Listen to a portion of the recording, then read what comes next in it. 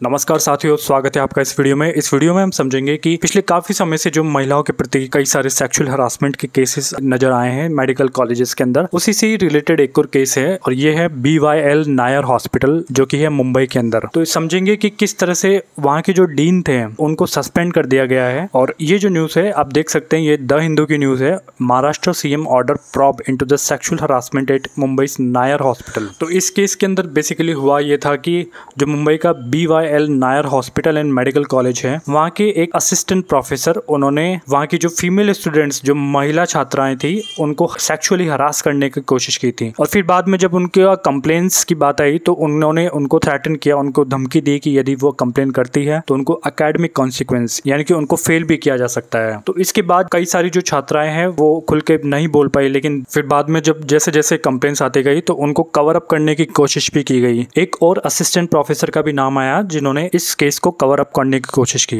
और जब ये कंप्लेंट्स डीन के पास पहुंची, डीन का नाम जो है वो है सुधीर मेदकर, तो इन्होंने टाइमली एक्शन नहीं लिया। जो स्टूडेंट्स की कंप्लेंट्स थी सेक्सुअल हरासमेंट के लिए, तो उस पर टाइमली एक्शन नहीं लेने की वजह से आज ये जो केस है वो इस लेवल पे खुल के आया है कि महाराष्ट्र के चीफ मिनिस्टर है एकनाथ शिंदे, उन्होंने ट्यूसडे को यानी कि 1 अक्टूबर 2024 को BMC को डायरेक्ट किया है। BMC को इसलिए क्योंकि ये जो हॉस्पिटल है वो BMC के अंडर ही आता है। BMC को डायरेक्ट किया है कि इमीडिएटली जो सुधीर मेदकर है, जो BYL नायर हॉस्पिटल के डीन है, उनको इमीडिएटली ट्रांसफर कर दिया जाए। तो ये जो केस है बेसिकली ये दिखाता है कि कैसे जो एथिकल डिलेमा सामने आता है कि जब अगर आप एक हॉस्पिटल के डीन हैं और आपके ही हॉस्पिटल के अंदर किसी असिस्टेंट प्रोफेसर के अगेंस्ट सेक्सुअल हरासमेंट के कंप्लेंट्स आई है, तो आपके पास दो ही चांसेस हैं कि या तो आप इस पे एक्शन लीजिए, लेकिन उससे आपके हॉस्पिटल का नाम खराब हो सकता है। लेकिन अगर आप एक्शन नहीं लेते हैं तो कुछ समय तक आप बच सकते हैं। लेकिन आज ये केस जो है वो ऑल ओवर इंडिया फैल चुका है और इसके अंदर जो वहाँ के डीन थे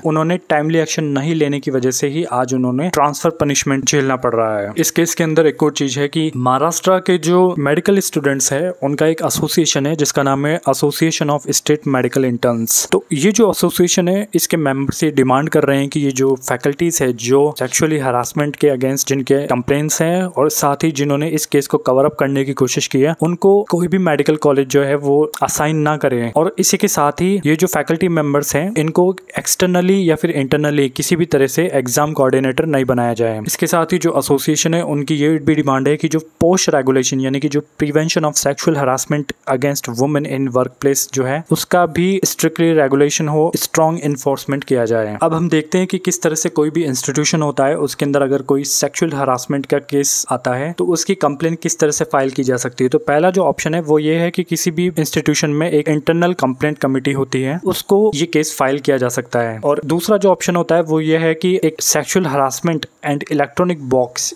जिसे शी बॉक्स भी कहते हैं, शी बॉक्स के अंदर अगर आप फाइल करते हैं तो वो जो फैसिलिटी है वो इस कंप्लेंट को इंटरनल कंप्लेंट कमेटी या फिर मिनिस्ट्री तक पहुंचा देती है। तो ये हमने देखा कि किस तरह से जो BYL मेडिकल कॉलेज जो है वहाँ के असिस्टेंट प्रोफेसर के सेक्सुअल हरासमेंट्स की जो कंप्लेंट्स है उनको टाइमली एक्शन नहीं होने की वजह से जो वहाँ के डीन थे उनका ट्रांसफर कर दिया गया है। अब हम देखते हैं कि जो पोश एक्ट को समझना बहुत ही ज्यादा इंपॉर्टेंट है। ये बेसिकली सुप्रीम कोर्ट ने आर्टिकल 142 के अंडर विशाखा गाइडलाइंस को फॉर्म किया था और इसके बाद ही जब ये पार्लियामेंट के द्वारा जब ये बिल पारित किया गया तो ये 2013 के अंदर पोश एक्ट बन के आया। पोश एक्ट बेसिकली इंडिया का फर्स्ट प्रावधान है जिसके अंदर जो महिलाओं के प्रति जो दुर्व्यवहार किया जाता है वर्क प्लेस के अंदर उसको ये रेगुलेट करता है। इस एक्ट का जो ऑब्जेक्टिव है वो बेसिकली महिलाओं का रक्षा करना अगेंस्ट द सेक्सुअल हरासमेंट और इनको रोकथाम करना और इसकी जो कंप्लेंट्स होती है उसको इफेक्टिवली एड्रेस किया जाए। तो ये है बेसिकली जो पोश एक्ट 2013 का वर्क। और इस यहाँ पे आप देख सकते हैं पोश एक्ट के कुछ की प्रोविजंस दिए गए हैं, यानी कि किसी भी इंस्टीट्यूशन में एक इंटरनल कंप्लेंट कमेटी होनी चाहिए जिसके अंदर सेक्सुअल हरासमेंट के जो केसेस है वो फाइल किए जा सके। इसके साथ ही सेक्सुअल हरासमेंट की पूरी तरह से जो डेफिनेशन है वो क्लियर होनी चाहिए और इसके साथ ही एक कंप्लेंट्स की फैसिलिटी भी होनी चाहिए कि कोई भी इंस्टीट्यूशन जो होता है उसके अंदर किसी भी तरह से कंप्लेंट की जा सके। और जो इंटरनल कंप्लेंट कमेटी जो होती है उनके पास 3 मंथ का वर्क होता है, 3 मंथ का पीरियड होता है कि अगर जब भी सेक्सुअल हरासमेंट का केस आता है तो 3 मंथ के अंदर अंदर आप केस फाइल कर सकते हैं। इसके साथ ही एक और फैसिलिटी होती है कि रिस्पॉन्स टू कंप्लेंट्स, यानी कि 10 दिन के अंदर अंदर जो इंटरनल कंप्लेंट कमेटी होती है उनको 10 दिन के अंदर अंदर अंदर कंप्लेंट्स का रिस्पॉन्स देना पड़ता है। इसके साथ ही जब भी इंक्वायरी की जाती है तो वो 90 दिन 90 डेज के अंदर अंदर इसकी इंक्वायरी कर दी जानी चाहिए। और अगर कोई भी सेक्सुअल हरासमेंट का केस गलत पाया जाता है तो जो भी पर्सन सेक्सुअल हरासमेंट का गलत केस लगा रहा है उसके अगेंस्ट भी एक्शन लिया जाता है। तो ये कुछ की प्रोविजंस है जो सामान्य प्रावधान है पॉश एक्ट के, वो हम देख सकते हैं। तो हमने देखा कि किस तरह से जो महाराष्ट्र के मुख्यमंत्री एकनाथ शिंदे ने BYL मेडिकल कॉलेज के डीन को ट्रांसफर करने के लिए इमीडिएटली BMC को डायरेक्ट किया था। So thank you for watching this video.